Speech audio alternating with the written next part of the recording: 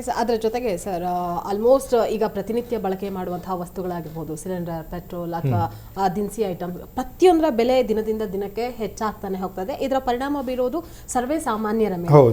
ಇದು ನೀವು ಹೇಳಿದಾಗೆ ಯಾರು ದೊಡ್ಡ ವ್ಯಕ್ತಿಗಳ ಮೇಲೆ ಪರಿಣಾಮ ಬೀರೋದು ಕೂಡ ಇಲ್ಲ. ಎಲ್ಲ ಒಂದ್ ಕಡೆ ಮತ್ತೆ ಈ ಪರಿಸ್ಥಿತಿಯನ್ನ ನಿರ್ವಹಣೆ ಮಾಡುವಂತಹ ನಿಟ್ಟಿನಲ್ಲಿ ನರೇಂದ್ರ ಮೋದಿ ಸರ್ಕಾರ ವಿಫಲ ಆಗಿದೆ ಅಂತ ಅನ್ಸುತ್ತೆ. ಖಂಡಿತವಾಗ್ಲೂ ಇಲ್ಲಿ ಎರಡು ರೀತಿ ಪ್ರಶ್ನೆಗಳು ಬರ್ತವೆ ನಿಶ್ಚಿತ. ಏನಂದ್ರೆ ಮೊದಲನೇದು, ಯಾರು ನೀವು ಹೇಳಿರೋ ಪ್ರಕಾರ ಆರ್ಥಿಕವಾಗಿ ಸಬಲರಾಗಿದ್ದಾರೋ ಅವರಿಗೆ ಕಷ್ಟ ಬರಲ್ಲ.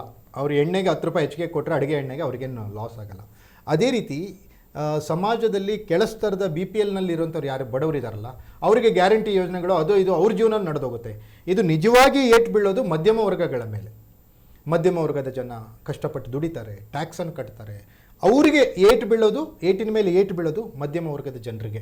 ವ್ಯವಸ್ಥಿತವಾಗಿ ಭಾರತದ ಆರ್ಥಿಕತೆಯನ್ನು ಉತ್ತಮಗೊಳಿಸಲಿಕ್ಕೆ ಯಾವುದೇ ರೀತಿಯ ಕಾರ್ಯಕ್ರಮಗಳನ್ನು ನರೇಂದ್ರ ಮೋದಿಯವರ ಸರ್ಕಾರ, ನಿರ್ಮಲಾ ಸೀತಾರಾಮನ್ ಅವರ ಸಚಿವಗಿರಿಯ ನೇತೃತ್ವದಲ್ಲಿ ದೂರದೃಷ್ಟಿಯನ್ನು ಗಮನದಲ್ಲಿಟ್ಕೊಂಡು ಯಾವುದೇ ರೀತಿಯ ತೀರ್ಮಾನಗಳನ್ನು ಕೈಗೊಂಡಿಲ್ಲ ಅನ್ನೋದು ದೇಶ ಇವತ್ತು ಯಾವ ಸ್ಥಿತಿಗೆ ಬಂದು ನಿಂತಿದೆಯಲ್ಲ.